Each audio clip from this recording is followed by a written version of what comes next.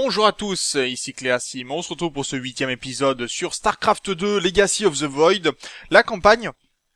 Et on s'était laissé dans le dernier épisode où on avait réussi à récupérer la lance d'Adun et donc à s'échapper de Ayur, de ne pas sombrer tout simplement sous le pouvoir de Amon. Et maintenant il va falloir continuer à sauver le peuple Protoss. Donc c'est parti pour la suite de la campagne.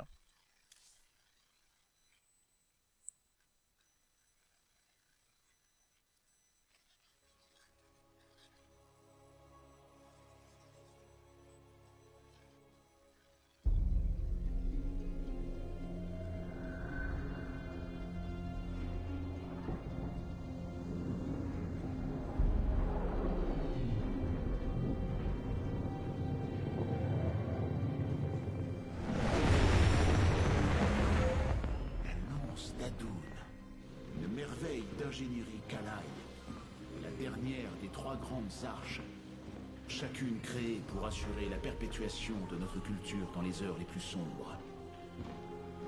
Ces salles abritent des contingents de zélotes, des templiers qui se sont courageusement sacrifiés, mis en animation suspendue pour confier une armée à ce vaisseau. Malgré les tourments que cela me cause, j'ai commencé à couper leurs cordons nerveux. Les ponts inférieurs du navire abritent une forge stellaire capable de façonner des armes de guerre. Il y a tant à apprendre sur ce vaisseau. Cette technologie est antique et pourtant extrêmement avancée. Nous sommes à bord d'un vestige de l'époque glorieuse. Notre culture était une constellation au firmament de la galaxie.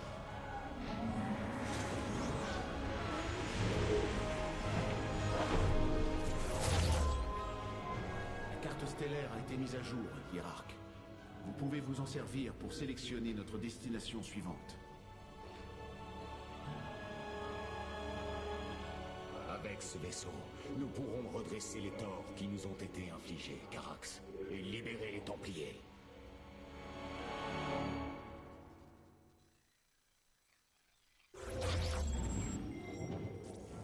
Ah bah il est plutôt classe hein, le vaisseau. Moi je dis je veux la même carte dans ma chambre, hein. Ça c'est clair. Donc on a le choix entre aller sur Coral ou aller sur Shakuras, deux mondes différents. Voyons voir les missions proposées. Ayur perdu à nouveau. Ma belle vision de reconquête étouffée dans l'œuf. Je ne le permettrai pas. Les Terrans de Coral détiennent la clé Xel'Naga, dont Zeratul a prédit qu'elle serait notre salut. Même si je n'ai pas revu le commandant Raynor depuis de nombreux cycles solaires, je gage qu'il nous remettra la clé. Alors, soit on va sur Coral pour voir si les Terrans veulent nous rendre la fameuse clé et on récupérer les immortels, soit on va sur Shakuras. Nerazim de Shakuras veut qu'ils coupent leur connexion au Kala. Cela fait d'eux les derniers Protoss libres. Je dois entrer en contact avec eux avant qu'Amon le fasse. Donc on a le choix, soit on va récupérer les Templiers noirs, soit on va récupérer plutôt les immortels, pardon. Alors on a le choix, satellite naturel bon, nombre de cycles, peu importe. Puis c'est surtout ces unités. On verra pour la clé. Je pense que si on prend la clé, on aura la suite de l'aventure. On va plutôt aller voir pour l'instant du côté de Shakuras.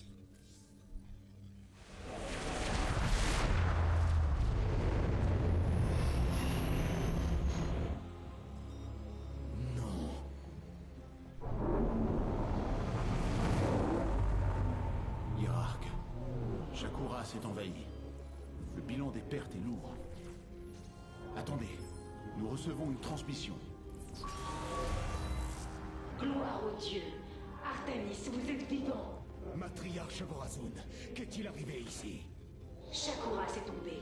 La porte de transfert connectant ce monde à Ayur a été rouverte. Une marée d'hybrides et de zergs se déverse depuis l'autre côté de la porte. Ils ont annihilé nos villes, décimé nos gardes de l'ombre.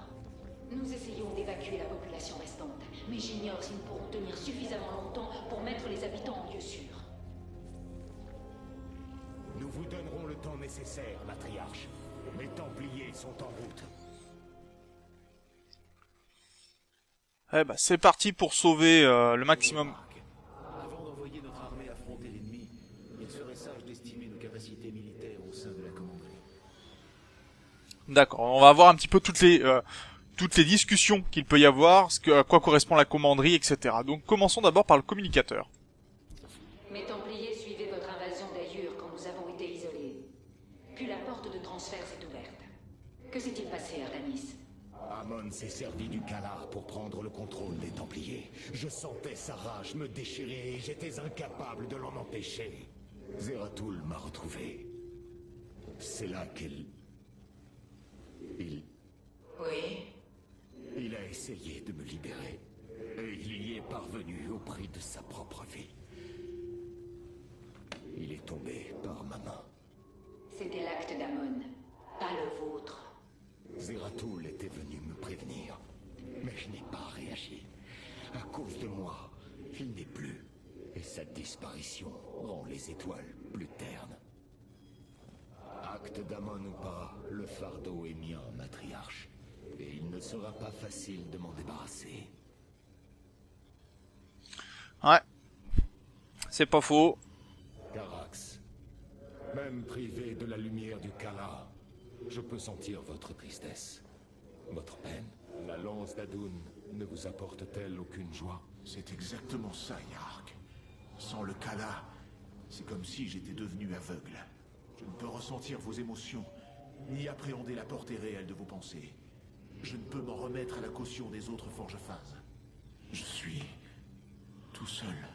Je ressens également cet isolement, comme si je me débattais pour respirer dans l'espace. Mais vous n'êtes pas seul, mon frère. Quand je pense que les Templiers Noirs subissent une telle existence depuis si longtemps, les jours à venir ne seront pas faciles. Nous ne pouvons certes plus nous reposer sur le Kala, mais nous sommes toujours unis. Nous tiendrons. Il n'y a pas d'alternative. Oui, ça c'est pas faux.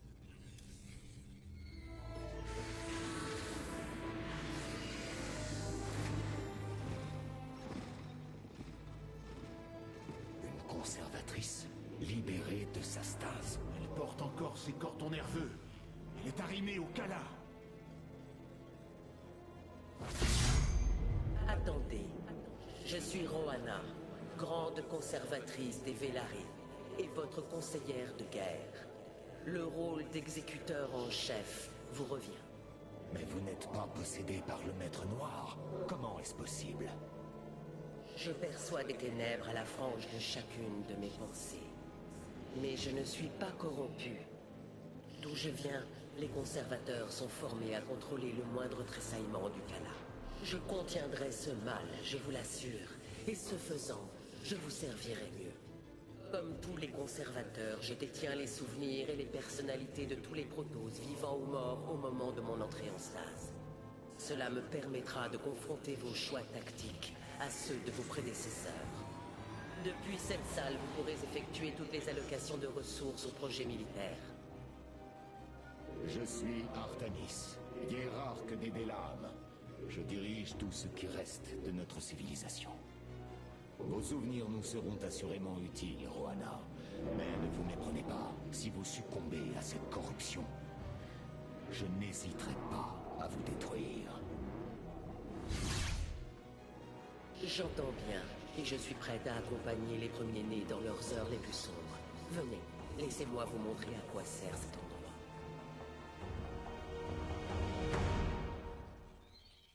Ah bah on fait des rencontres intéressantes, La dites-moi. console d'affectation vous attend, hiérarque. Nous pouvons commencer à votre convenance. Très bien. Donc en fait c'est ce qui va nous servir un petit peu d'armurerie, ce qui était le cas de l'armurerie on va dire dans Liberty of the Wing pardon, ou tout simplement Earth of the Swarm qui était le bassin de mutation. Donc là c'est là où on va améliorer nos unités et on va pouvoir faire en sorte que elles prennent certaines caractéristiques premières ou non, on va voir en tout cas. Donc on va discuter déjà avec Rohanna un petit peu qu'elle nous explique tout ça. Je pensais que les grands conservateurs n'étaient qu'une fable. Je ne m'attendais pas à en rencontrer un à bord de ce vaisseau.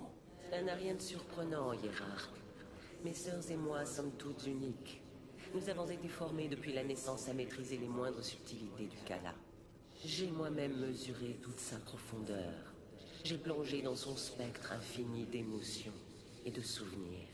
C'est à cause de ce don que nous avons été choisis pour être mis en stase, afin que nous puissions vous guider au moment fatidique. Vos sœurs étaient à bord des autres grandes arches. Dans ce cas, Elles ne font plus qu'un avec le Khala. Elles sont tombées lors de l'invasion d'Ayur par les Zergs. Je sais cela. Je ressens la tragédie qui s'est abattue sur nous, plus profondément que vous ne pourriez le penser. c'est là un terrible fardeau qui se retrouve sur vos épaules, Rohanna. C'est aussi mon destin de le porter. Un destin prévu par les mêmes esprits qui ont construit ce vaisseau. J'ai confiance en leur sagesse, hiérarque. Je remplirai ma fonction, tout comme vous devez remplir la vôtre. Très bien, très bien. Voyons voir un petit peu ce qu'il y a de possible là-dessus. La console d'affectation vous permet de personnaliser votre armée en fonction des technologies Protoss que nous découvrons. Choisissez d'abord une catégorie de guerriers. Donc les guerriers de mêlée. Vous pouvez ensuite choisir l'une des deux factions disponibles pour les batailles à venir. Ces désignations ne sont pas définitives, vous pourrez les modifier selon nos besoins militaires. De nombreuses batailles vous attendent, hiérarque. Choisissez une faction et couvrez-la de gloire. Donc nous avons le choix entre trois factions. Pour l'instant, une est bloquée, donc on ne saura pas de quoi il s'agit. Nous avons Ayur, tout simplement, ce sont les hauts templiers, dont fait partie Artanis. Nous avons les Nerazim, dont faisait partie Zeratul. Donc on a le choix entre l'une ou l'autre, sachant les Zélotes ou les Centurions, qui sont des unités au corps à corps, qui n'ont pas du tout les mêmes capacités, et qui n'ont pas du tout les mêmes dégâts. On va voir un petit peu. Donc, vous voyez que les Zealotes, en fait, ont la capacité de faire de la charge, par exemple, de foncer sur les unités, qui peut être plutôt pas mal, ou de faire un tourbillon, qui inflige des dégâts, on va dire, tout autour d'eux, qui peut être assez intéressant. Où nous avons les Centurions, qui sont des unités de l'ombre, qui ont la capacité de charge aussi, mais qui peuvent aussi étourdir brièvement les unités adverses. Donc, pour l'instant, on va plutôt prendre les Zealotes. On va voir un petit peu quelles sont les capacités de chaque, de l'une ou l'autre des unités en fonction de nos combats. Donc, on va commencer par les Zealotes. Ensuite, en guerrier à distance, nous avons les Trackers, qui étaient les unités qui accompagnaient Zeratul, qui ont la capacité, on l'avait vu, tout simplement de se téléporter, mais également transfert, d'accord, de rendre du bouclier aussi. Donc ça c'est plutôt pas mal, au moins ça permet d'avoir toujours un bouclier en activité. Et pour Ayur, nous avons le Dragon, qui est plutôt une unité en fait de tir à distance, qui donc qui a des points de vie augmentés. D'accord, attaque l'unité terrestre, mais dispose d'une faible cadence de tir, ça marche. Et le châssis du dragon, qui confère un montant élevé de points de vie en contrepartie d'une réduction de vitesse de déplacement. Donc vous voyez qu'il se déplace plus doucement, mais qui fait plus de dégâts. Personnellement, moi le dragon, je suis pas très fan. On va plutôt prendre le tracker, puisque j'aime bien l'idée de pouvoir me déplacer, me téléporter en fonction des nécessités du combat. Donc on va faire un mélange dans notre armée de Zealotes et de trackers, donc d'unités d'Ayur et d'unités Nerazim.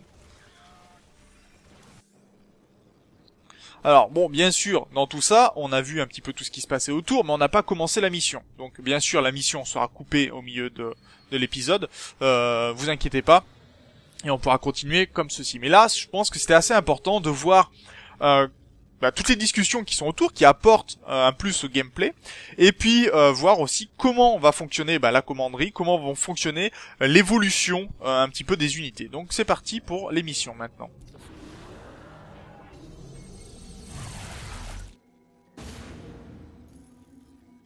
L'infestation des Zergs gagne Telematros. Notre évacuation est déjà grandement compromise. Votre aide ne viendra jamais assez tôt, hiérarque. Eh ben j'espère que si.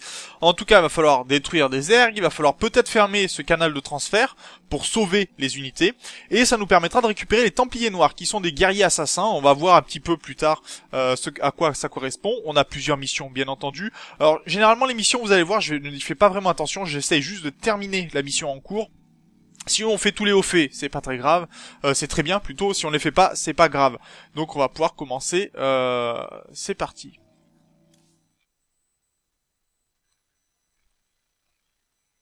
Ouh, elle est classe, cette image, vraiment très classe.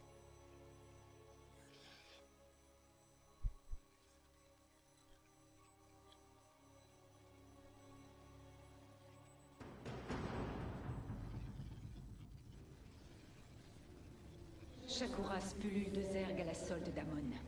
Nous ne contrôlons que le quart sud-ouest de Kalimatros, et nous ne sommes même pas sûrs de le tenir. Nous devons évacuer les nôtres, mais l'infestation a rendu les baies de lancement impraticables. Seules des unités terrestres peuvent les réhabiliter. Une fois les baies nettoyées, le canal de transfert planétaire permettra à nos vaisseaux de fuir sans encombre. Les baies de lancement seront remises en état. Votre peuple survivra.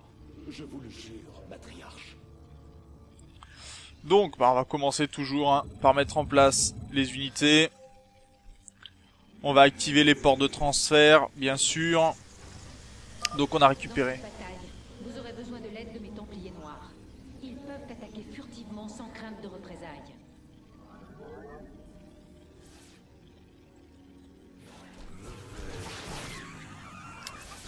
Donc on va nettoyer ce qui peut l'être.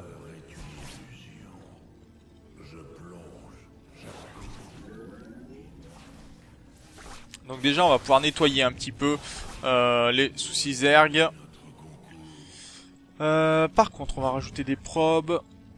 On va venir mettre en place quelques pylônes parce qu'on va mettre en place une défense. Artemis, je détecte l'ouverture d'une faille à proximité de votre position. Un lacérateur de vide. Par tous les dieux, il assiège le canal de transfert. Carax, la lance d'Adoum dispose-t-elle de systèmes d'armement prêts à faire feu? La frappe orbitale est en ligne. Acquisition des cibles en cours.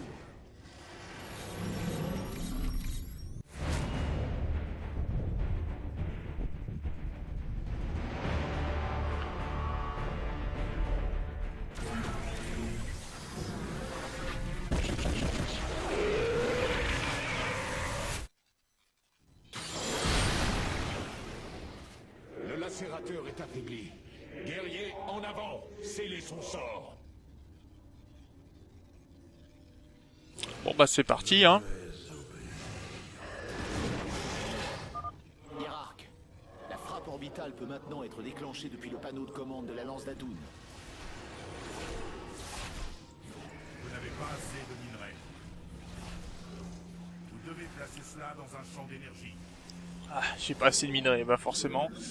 Mais en tout cas on s'en occupe, ce qui est plutôt pas mal. Allez. Le lacérateur est mort. Mais tous nos efforts n'auront servi à rien si nous ne débarrassons pas les baies de lancement de toute contamination. Ouais, il va falloir le faire, mais ça va être compliqué en tout cas. Bon, on a vu qu'on pouvait quand même construire certains éléments, qu'il va falloir mettre des ouvriers aussi pour récupérer du minerai.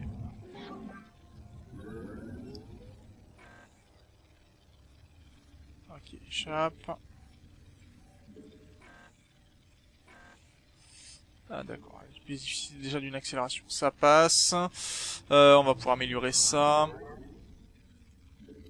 Je vais prendre encore de quoi mettre en place une défense, hein, parce qu'on va se faire attaquer très certainement. Niveau unité, on va pouvoir construire des îlots, donc on va en faire quelques-uns. Vous n'avez pas assez de minerais. Très bien. Donc ça c'est pas mal, ça avance.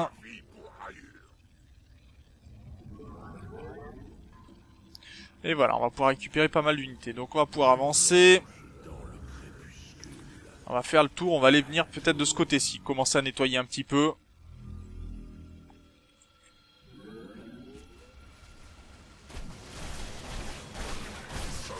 Allez, on va y voir si on arrive à nettoyer ça rapidement.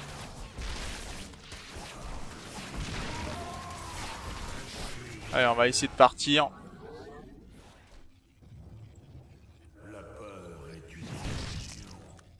Je plonge dans le crépuscule. Attendez-vous. Aspero. Vous réclamez notre concours. J'avoue.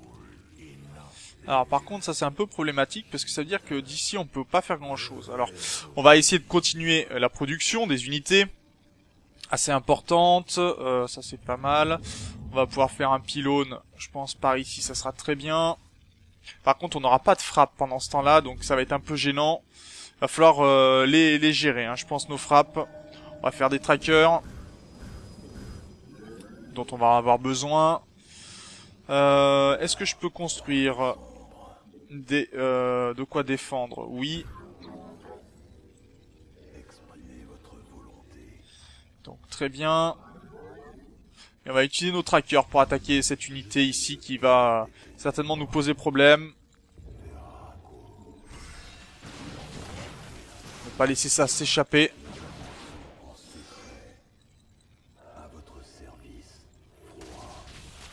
Donc on recule.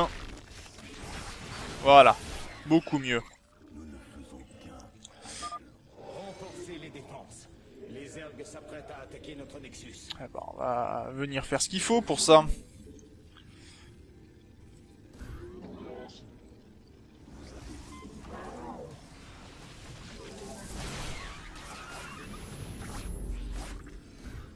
Très bien.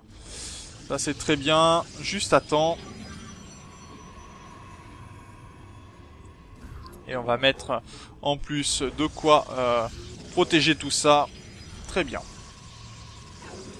On va améliorer un peu nos unités aussi. Parce que ça va être important. Toute amélioration est la bienvenue généralement.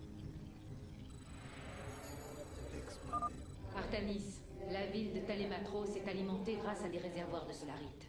Si vous pouvez en reprendre le contrôle, ces réserves sont à vous. Tous les objectifs secondaires que nous parviendrons à accomplir me permettront de renforcer la puissance de la lance d'Adun. Nous devrions essayer de nous en emparer, hiérarque. Là, il y a une unité qui m'embête. Soyez prudents.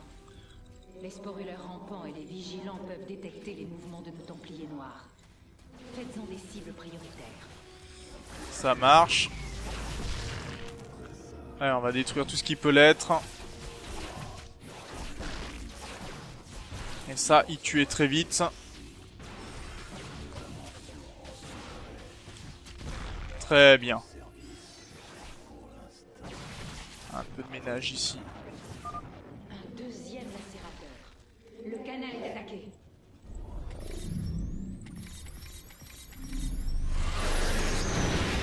Lui, il va aimer prendre ses dégâts.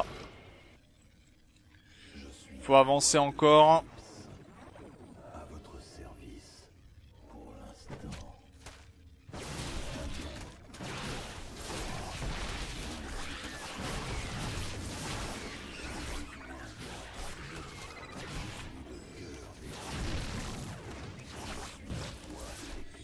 Bon, on arrive à nettoyer un petit peu, c'est très bien.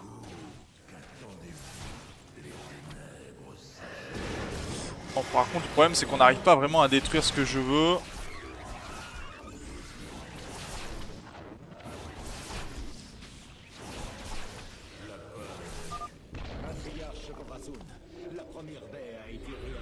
Bien, très bien.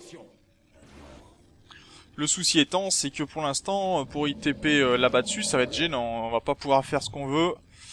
Donc on va ramener nos unités ici, on va en TP d'autres. Et surtout, on va s'arrêter là pour cet épisode. Où on aura compris comment fonctionne le vaisseau, la lance d'Adun. On va pouvoir améliorer nos unités. Il va falloir bien sûr faire des missions pour en débloquer de nouvelles.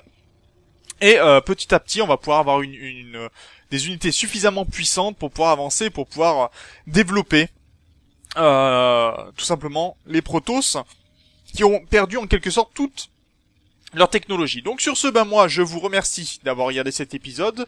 Je vous dis au prochain où nous continuerons cette mission. D'ici là, portez-vous bien. Salut!